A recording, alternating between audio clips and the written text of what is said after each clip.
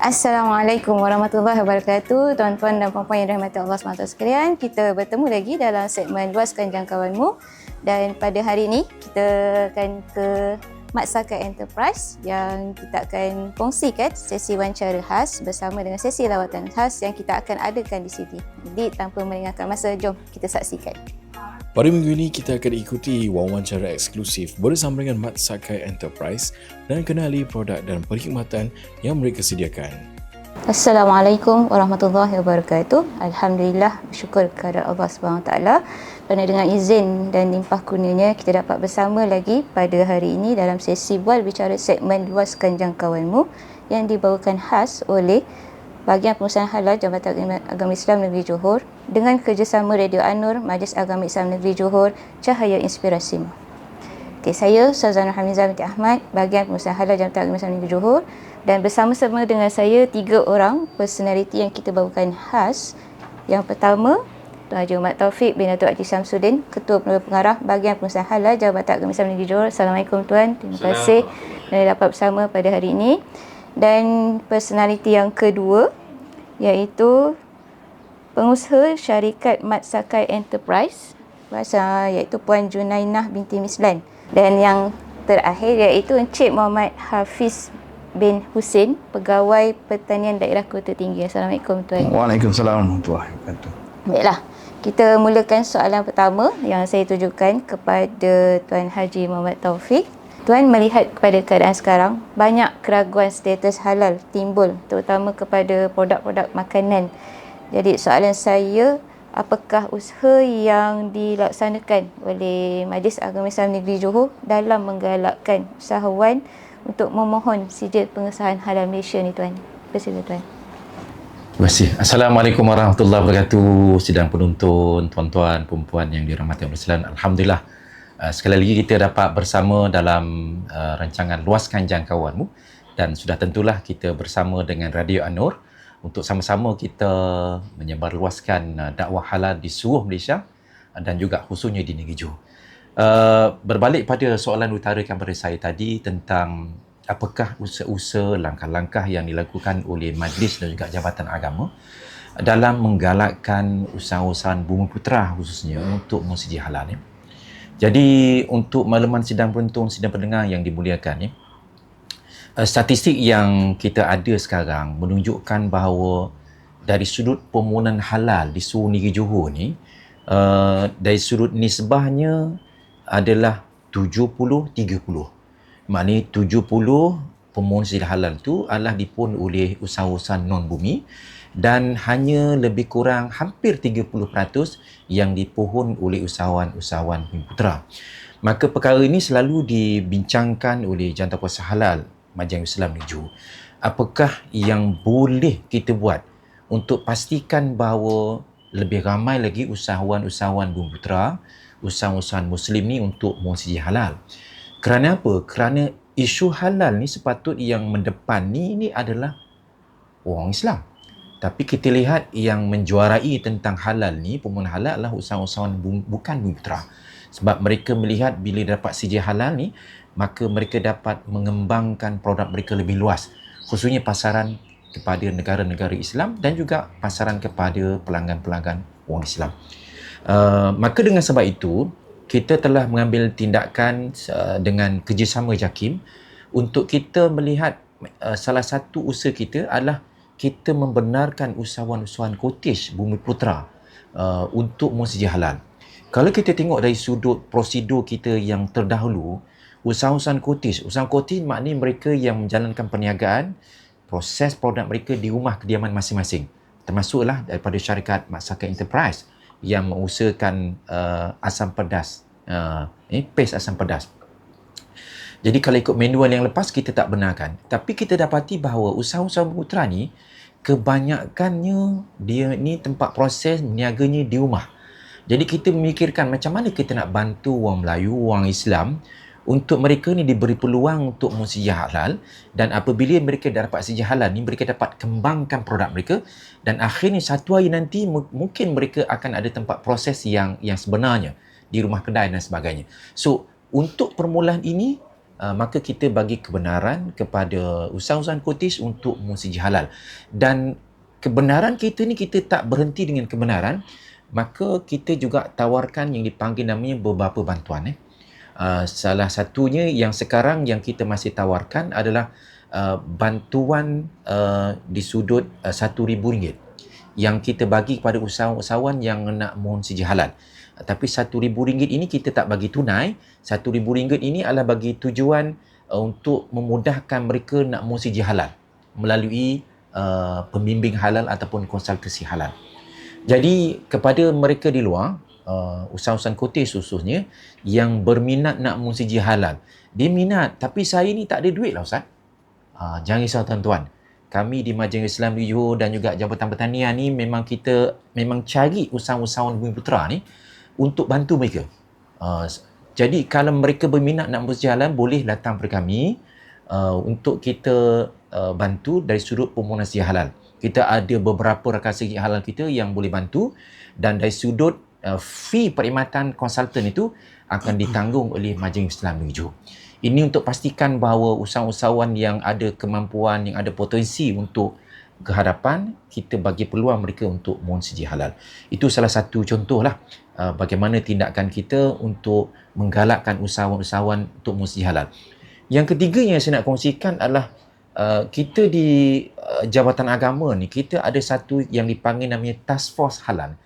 Task Force Pelan Kemajuan Halal Negeri Johor yang dipengerusikan oleh Yang Maha Agama, yang menghimpunkan lebih 30 agensi kerajaan dan juga swasta, termasuklah Jabatan Pertanian yang mana kita meletakkan agensi kerajaan juga swasta ni supaya mereka ni diletakkan KPI masing-masing.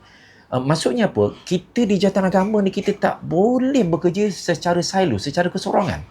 Kalau kita bekerja secara seorang, memang kita tak akan berjaya. Kalau berjaya pun lambat sangat. Bila kita dah ditetapkan KPI, iaitu 5,000 permohonan siji halal yang baru sehingga 2030, maka kita kena berfikir di luar kotak. Maka kita wujudkan yang panggil namanya Task Force Pelan Kemajuan Halal Negeri Johor, yang mana kita himpunkan beberapa agensi kerajaan dan juga swasta, dan kita letakkan KPI masing-masing supaya dengan itu semua agensi kerajaan dan swasta itu bantu kita. Kalau kita hanya letakkan KPI itu pada Jabatan Agama atau Majlis Islam Johor, maka rasa tak boleh capai 5,000 tu.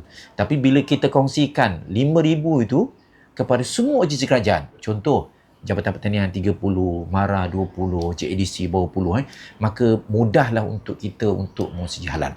Dan Alhamdulillah setakat ini sehingga bulan Julai 2026 ni, saya melihat prestasi yang sangat-sangat baik, kerjasama yang sangat-sangat baik daripada semua agensi kerajaan yang termasuk dalam task force itu, untuk pastikan bahawa KPI yang mereka tetapkan sendiri secara sukarela. Kita tak paksa mereka untuk letakkan KPI itu apa. Bahkan ada setengah agensi KPI satu saja. Kita tak ada halangan. Yang penting mereka boleh bantu kita. Ada yang 10 hari, 3 bulan sebagainya. Tapi yang penting macam mana dengan mereka meletakkan KPI itu, mereka boleh bantu kita. Dan kita juga melihat sekiranya mereka itu kadang-kadang tiada peruntukan untuk melaksanakan training dan sebagainya, insya-Allah kita di Jabatan Agama pun juga akan bantu dari sudut training tersebut bagi memastikan bahawa kejayaan nak mohon siji halal ni bukan saja dirasai oleh Jabatan Agama, tetapi agensi-agensi kerajaan yang lain, termasuklah Jabatan Pertanian dan juga agensi kerajaan lain juga boleh membantu kita untuk pastikan usahawan-usahawan di bawah agensi kerajaan ni juga mampu untuk mohon siji halal. Dan yang terakhir, pemerintah setelah usahawan-usahawan ni dapat siji halal, apa yang kita nak buat? Mungkin antara soalan yang akan ditanyakan kepada usahawan-usahawan kita yang dapat siji halal, saya dah dapat siji halal Ustaz, tapi saya punya jualan biasa-biasa saja. Kita di Negeri Johor ni, kita ada agensi ataupun anak syarikat kerajaan negeri yang kita panggil JHDC, Johor Halal Development Corporation ni, yang diberi tugas, yang diberi amanah untuk pastikan bukan sekadar sudut pelaburan halal, konsultasi halal, tapi juga memastikan bahawa usahawan-usahawan yang dapat siji halal ni dapat dikembangkan produk mereka. Sebagai contoh, tahun ini kita meletakkan sasaran 20 halal champion. 20 halal champion ni maksudnya apa? 20 usahawan Bumi Putra yang di bawah bimbingan JADC nanti, kita nak pastikan berlakunya peningkatan jualan. Sebagai contoh, kalau syarikat Mat Sakai Enterprise ni sekarang Kurtis, mungkin perolehan ni 300,000 ke bawah, mungkin kalau dia mengikuti program Halal Champion ni, kita dengan bimbingan JDC kita boleh tingkatkan jualannya kepada 500,000 ataupun kepada 1 juta. Inilah di antara tugas ataupun amanah yang diberikan pada JDC untuk kita pastikan bahawa usahawan-usahawan kita ni bukan sekadar dapat hasil halal, tapi dari sudut pengembangan produk itu. Kita pernah ditanya oleh Yang Amat Putih Besar, sebagai contoh, dia kata apa, kalau kita ada 2 jenis kopi, dia kata, satu kopi Starbucks, satu lagi kopi House Egg, kenapa kita masih lagi pilih kopi Starbucks, dia kata. Kenapa kita tak pilih kopi House Egg? You kata kopi House Egg ataupun teh tarik House Egg itu sedap. Tapi kenapa bila dihidangkan di atas satu meja, you tetap pilih yang dipanggil namanya Starbucks? Mungkin salah satu jawapannya dari sudut marketing, pemasaran. So inilah yang akan ditekankan oleh JDC untuk bantu usahawan-usahawan kita. Supaya produk-produk usahawan kita ni berdaya saing. Kalau you pilih asam pedas yang itu, kenapa tak pilih asam pedas Mat Sakai? Apa kekurangan dia? Apa nilai tambah yang boleh kita berikan pada asam pedas Mat Sakai ni? Jadi itu di antara tugas yang kita berikan kepada JDC untuk pastikan usahawan-usahawan kita ini berdaya saing dan boleh ke depan. Di samping kita akan jemput juga usahawan-usahawan yang terpilih ini untuk mengikuti convention-convention yang terpilih lah bagi tujuan padanan perniagaan. Maknanya dalam convention tu kita bukan sekadar buat marketing. Maknanya orang datang nak beli barang kita, tak. Tetapi JDC nanti akan pastikan bahawa kita aturkan padanan perniagaan. Maknanya syarikat ini akan dipadankan dengan syarikat luar. Syarikat luar akan tanya, padankan. Kita pergi Commission Kuala Lumpur atau Singapura atau luar negara kan. Kita tak tahu lokasi di sana. Usahawan kita tak tahu. Tapi siapa yang boleh bantu mereka untuk pastikan padanan perniagaan itu dilaksanakan? So JDC lah. JDC akan panggil satu syarikat dan kita akan padankan perniagaan. Mungkin syarikat Mat Sakai akan buat taklimat tentang produk dia ni kan kepada usahawan dari China. Mungkin orang Cina nak makan asam pedas. Kita tak tahu. Rupanya asam pedas dia baru sedeli rupanya. Tak mustahil tu. Jadi itu antara bentuk bantuan yang kita laksanakan melalui JDC lah, supaya usahawan kita dapat hasil halal ni, dia tidak berhenti dapat hasil halal tapi ada nilai tambah khususnya dari sudut pengembangan produk.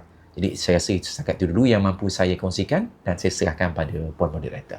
Terima kasih Tuan. So dah nampaklah kat sini yang mana banyak langkah-langkah yang pihak Majlis Agama cuba untuk menggalakkan usahawan agar terus untuk memohon sijil pengesahan halal Malaysia. Jadi berkait rapat dengan langkah yang telah dilaksanakan sebagai antara usahawan cottage yang dah berjaya mendapat sijil pengesahan halal Malaysia, boleh saya minta Puan Junainah kongsikan latar belakang syarikat, produk, sekalilah cabaran dan impak daripada sijil yang telah Puan dapat sebelum ini. Bersilakan Puan.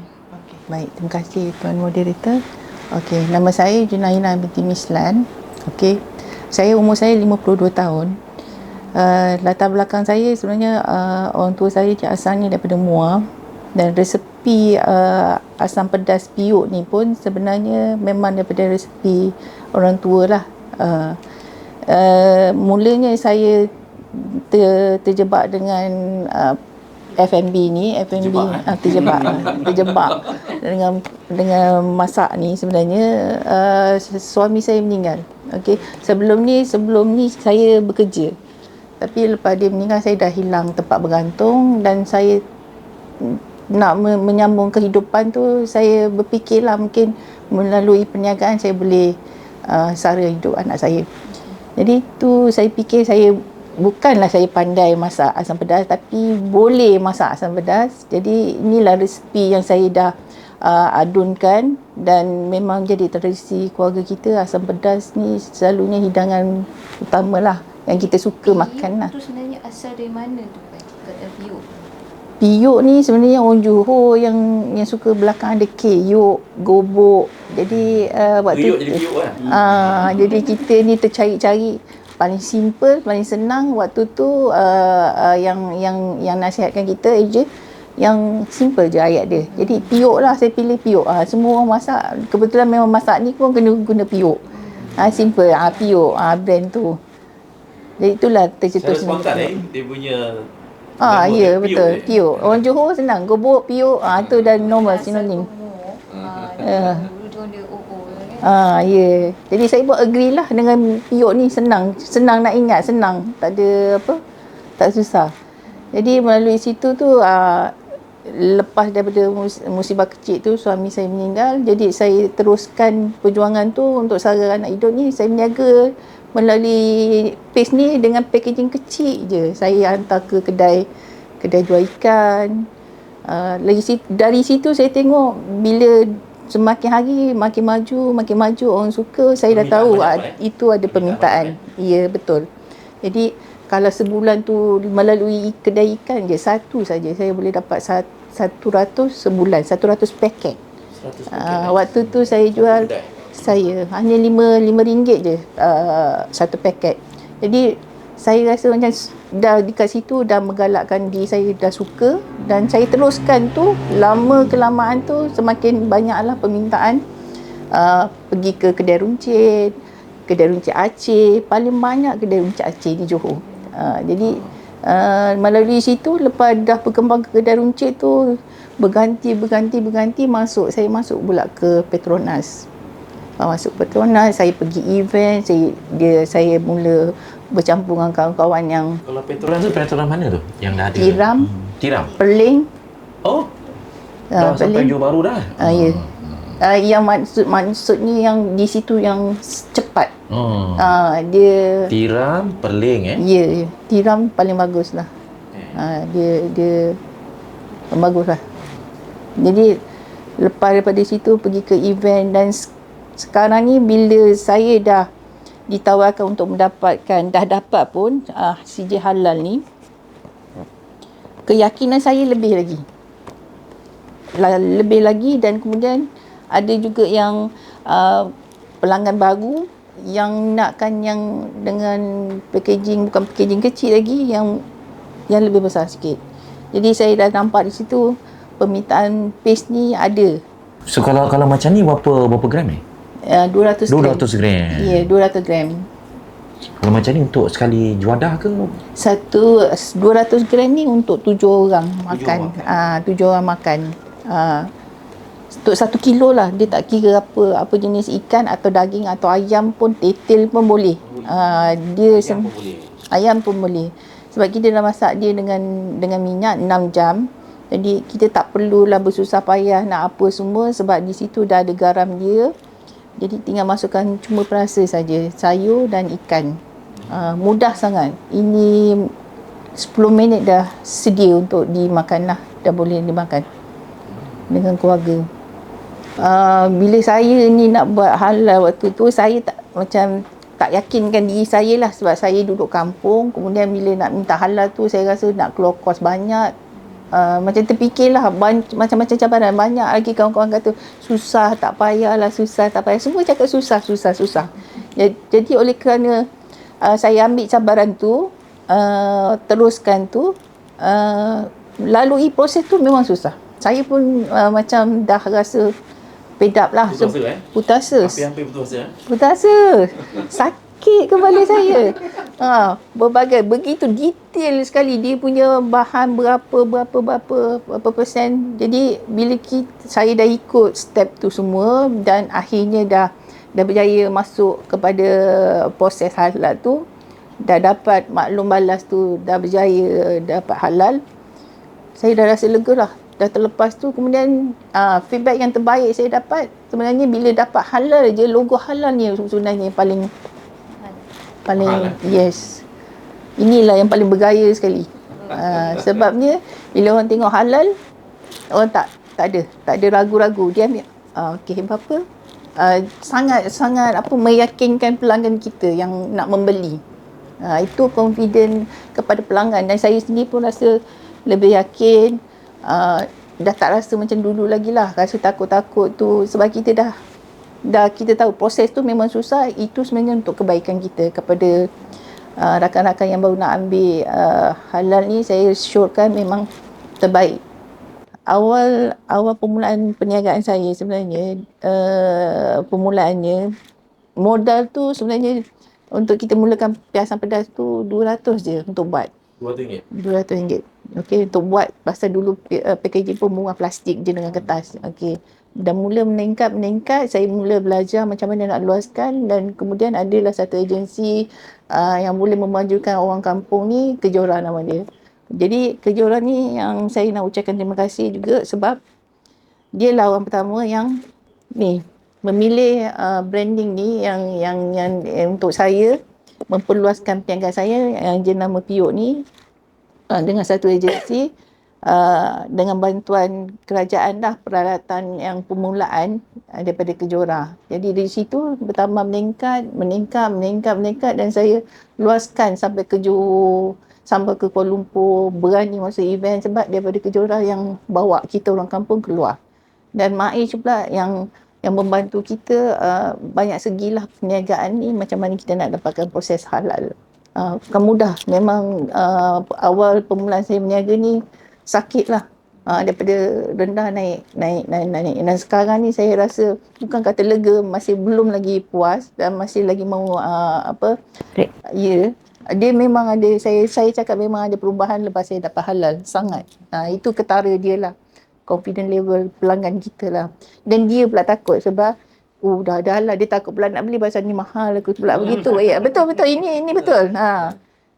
Kalau dulu dia tak segan, tapi tak menghalang, itu tak menghalang. Okey, Alhamdulillah. Terima kasih Puan atas perkongsian seperti tadi. Jadi kita nampak lah yang orang kata biar susah dulu, senang kemudian Puan susah nak mohon, dan senangnya bila dah dapat sijil dan juga logo halal, penggunaan logo halal tu sendiri pada produk Puan. Yang mendorong dulu nak mohon halal tu siapa? Kah ada agensi mana-mana yang kata mohonlah halal kan? Saya ada booster dia yang menakutkan saya. Itulah ada satu Cik Puan Radia tu daripada Jabatan Pertanian tu minta saya supaya ambil halal. Dia cakap, Kak Jun kena ambil halal, dia cakap. Saya kata saya tak nak. Tapi itulah tiap-tiap kali dia kata ambil halal ni, ambil bagus tu bila kita dah ambil dah tak boleh tarik balik. Teruskan. Mana dorongan daripada Jabatan Pertanian Daerah Tinggi lah. Saya betul. Okey Puan, terima kasih Puan. Jadi tadi Puan ada sebut pasal Jabatan Pertanian. Jadi saya berpindah untuk soalan kepada pesan yang ketiga, Cik Muhammad Hafiz. Tuan kalau boleh dikongsikan jenis-jenis bantuan yang ditawarkan kepada usahawan yang berminat nak cuba untuk nak mohon halal ni. Pesan Tuan. Terima kasih Puan Moderator. Saya perkenalkan diri saya, nama saya Muhammad Hafiz bin Husin, Pegawai Pertanian Daerah Kota Tinggi lah. Okey, seperti yang tadi Puan Jun maklumkan, ramai sebenarnya, bukan Puan Jun je, ramai lagi pengusaha-pengusaha kecil yang masih menjalankan aktiviti di rumah.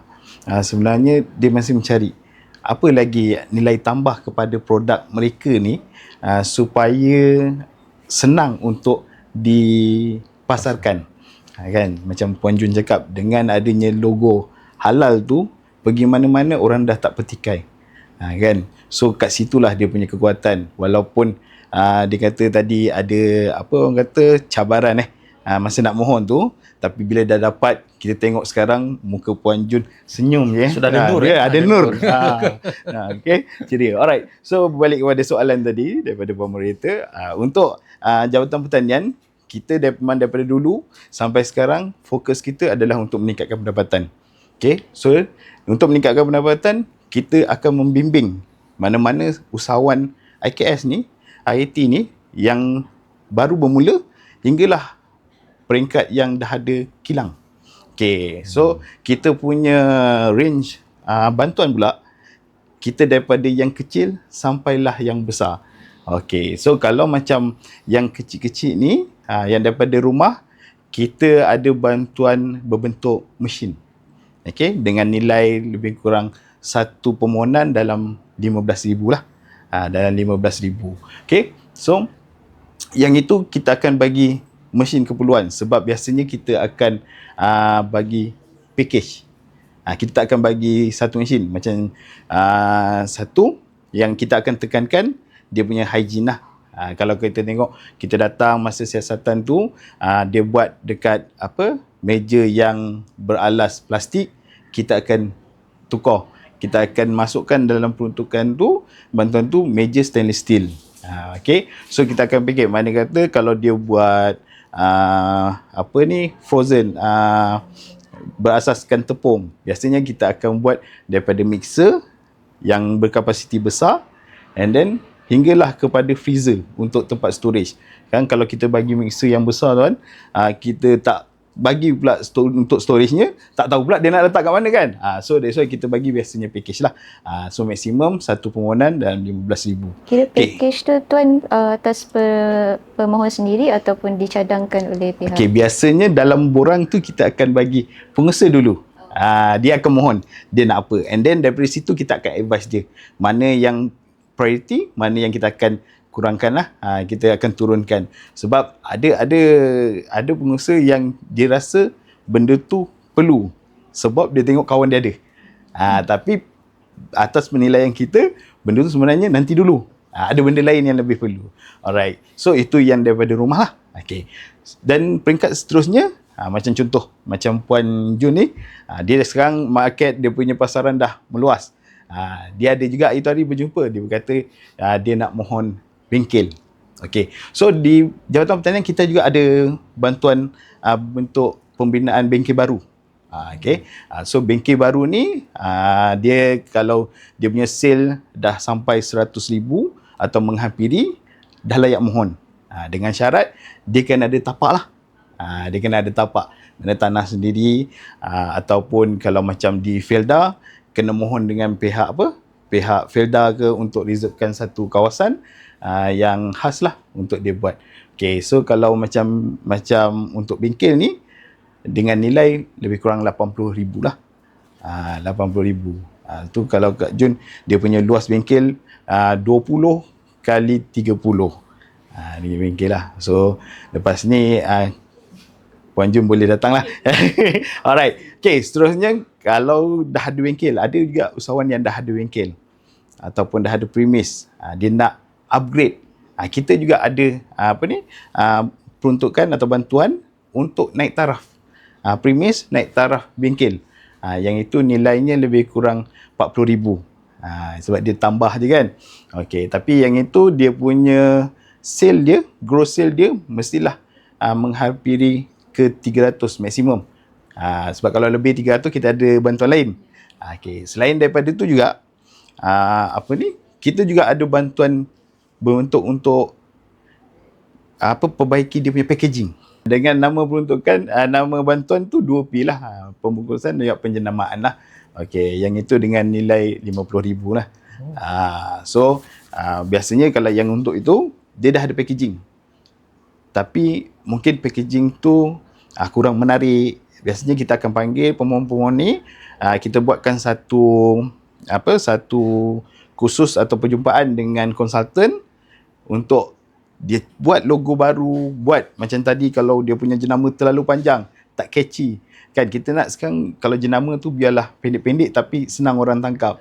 So dekat situlah dia akan berbincang dan dia akan buat satu mall untuk packaging dia. Alright. Okay, seterusnya kita juga ada bantuan dalam bentuk CUP. Yang ini in-kind lah. Mana CUP bernilai lebih kurang 60,000. Okay. Dan yang paling besar lah, yang paling besar yang jabatan ada adalah permohonan HIP lah, High Impact Project. Yang ini dengan nilai lebih kurang 200,000. Cuma yang ini kita tak bagi 200,000. Kita ada persen 70-30. Itu saja. Okey, terima kasih Tuan atas perkongsian sebentar tadi.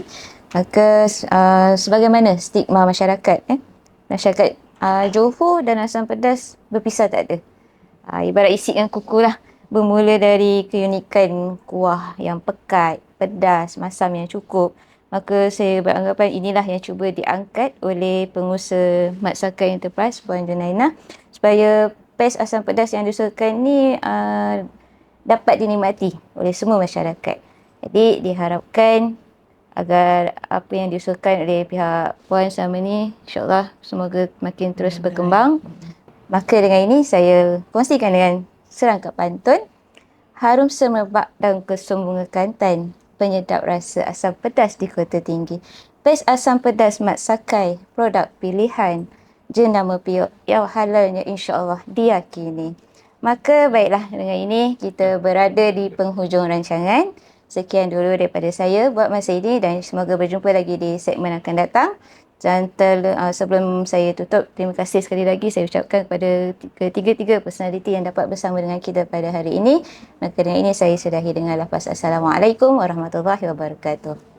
Jangan ke mana-mana kerana pada minggu hadapan kita akan ikuti lautan eksklusif di Mat Saka Enterprise dan lihat proses sepenuhnya. Syarikat Mat Saka Enterprise adalah salah satu pemegang sijil halal bagi kategori cottage yang mana penambahbaikan bagi permohonan sijil halal kita memberi kebenaran kepada usahawan Bumi Putra yang menjalankan perniagaan di rumah bagi memberi peluang untuk mereka ni mengembangkan perniagaan mereka.